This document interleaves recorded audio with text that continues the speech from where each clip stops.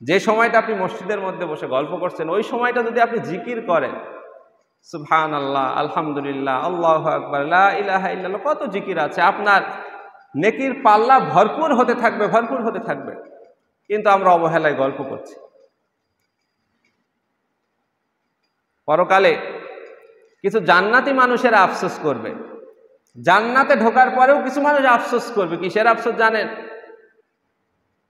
যখন তারা দেখবে তারা এক একটা সুবহানাল্লাহর বিনিময়ে আল্লাহ পাক একটা নদী দিয়েছে জান্নাতে, একটা আলহামদুলিল্লাহর বিনিময়ে একটা প্রাসাদ দিয়েছে, একটা আল্লাহু আকবারের বিনিময়ে একটা বৃক্ষ দিয়েছে, তখন সে আফসোস করবে, হায় রে, আমি যদি আরো বেশি সুবহানাল্লাহ পড়তে পারতাম, আরো বেশি আলহামদুলিল্লাহ পড়তে পারতাম, তাহলে তো জান্নাতে আমার আরো বেশি নদী হতো, আরো বেশি ঘর হতো, আরো বেশি বিল্ডিং হতো।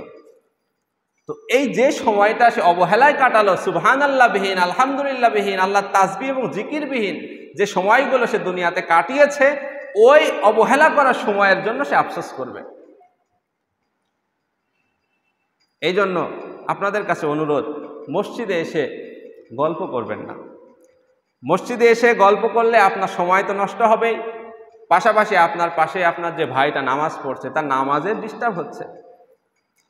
আপনি যদি একজন মানুষের নামাজে ডিস্টার্ব করেন, আপনার নেকি হবে না গুনাহ হবে? গুনাহ হবে না? আল্লাহ রাসূল সাল্লাল্লাহু আলাইহি ওয়াসাল্লাম মক্কায় নামাজ পড়তেন, আবু জেহেলরা কি করত? তার মাথার উপর উঠে নাড়ি ভুড়ি চাপিয়ে দিত। আপনি নাড়ি ভুড়ি চাপাচ্ছেন না, কিন্তু আপনার কথার দ্বারা একটা নামাজের বিঘ্ন ঘটাচ্ছেন, তার মনোযোগ নষ্ট করছেন। আপনি তো প্রায় আবু জাহেলের কাতারে আছেন। এই জন্য মসজিদে ঢুকে কখনোই কোনো গল্প না। পাশে নামাজ পড়ছে একজন, আরেকজন বসে আছে, আপনি বসা লোককে সালামও দিতে পারবেন না জোরে, কারণ আপনার সালামের সাউন্ডটা যখনই ওই নামাজির কানে যাবে, ওই নামাজির মনে হবে অমুক লোকটা ঢুকলো, অমুক চাচা ঢুকলেই কণ্ঠটা অমুক চাচার সালাম দিল, সঙ্গে সঙ্গে তার নামাজের বিঘ্ন ঘটবে। এই জন্য মসজিদে ঢুকে কোনো গল্প করা যাবে না।